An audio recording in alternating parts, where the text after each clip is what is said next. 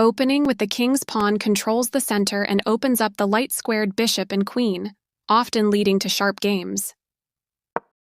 The Sicilian defense controls the d4 square with c-pawn.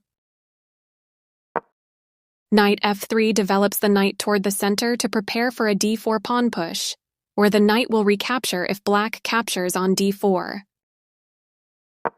d6 opens up the light-squared bishop and prevents white from pushing the pawn to e5, after black eventually plays knight f6.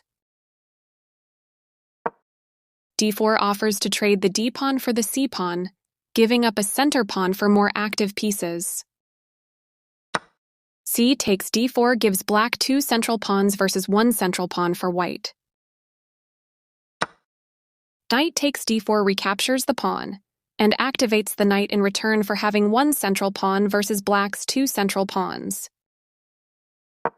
Knight f6 develops the knight toward the center and attacks the undefended e4 pawn. Knight c3 defends the e4 pawn and starts to develop on the queenside. a6 prepares the queenside pawn advance b7, b5, and also prevents white from playing the bishop or knight to b5. Bishop e3 supports the strong d4 knight in the center. a6 prepares the queenside pawn advance b7, b5, and also prevents white from playing the bishop or knight to b5. Bishop e3 supports the strong d4 knight in the center. e6 controls the d5 and f5 squares and allows the dark squared bishop to develop to e7. f3 reinforces the e4 pawn and controls g4. b5 gains space on the queenside and controls the c4 square. Good job bringing your queen out early to build a solid position. Developing the knight and increasing influence in the center. This threatens to kick a knight. Solid, continuing with standard opening theory. This threatens to tactically win a pawn. This prevents the opponent from being able to tactically win a pawn. Castling queenside tends to be more active than kingside because the rook is closer to the center. Black develops the bishop and attacks the center. This overlooks an opportunity to connect rooks. This activates a rook by developing it off of its starting square. That leaves a knight open to being captured. This captures a free knight. Takes back. This breaks a pin, enabling a knight to provide needed defense. This moves the bishop to safety. One more piece joins the action. One of the best moves. Castling to the opposite side of the board normally leads to a sharp attacking game.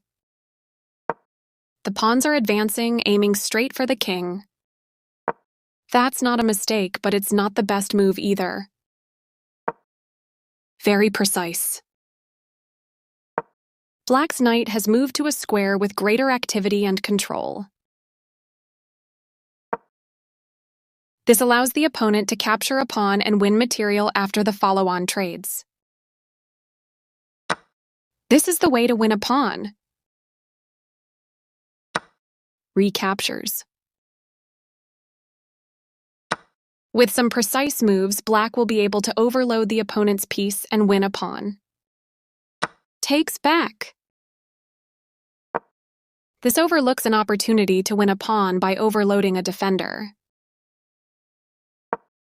White keeps the momentum, moving the pawns forward. The rooks can see each other now, allowing them to provide mutual defense. The pawns are advancing, aiming straight for the king. Now white can't stop black from winning a bishop if they make the right moves. White was worse off, but now they are in a losing position. This threatens to win material through a tactic. This overlooks a better way to move a piece to safety. This permits the opponent to sacrifice a knight for a nice tactic.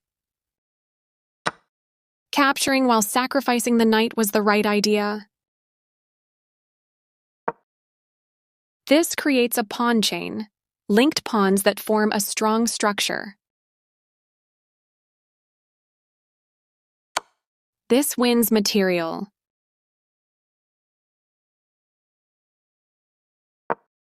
This steps away from the checking knight. This wins a bishop.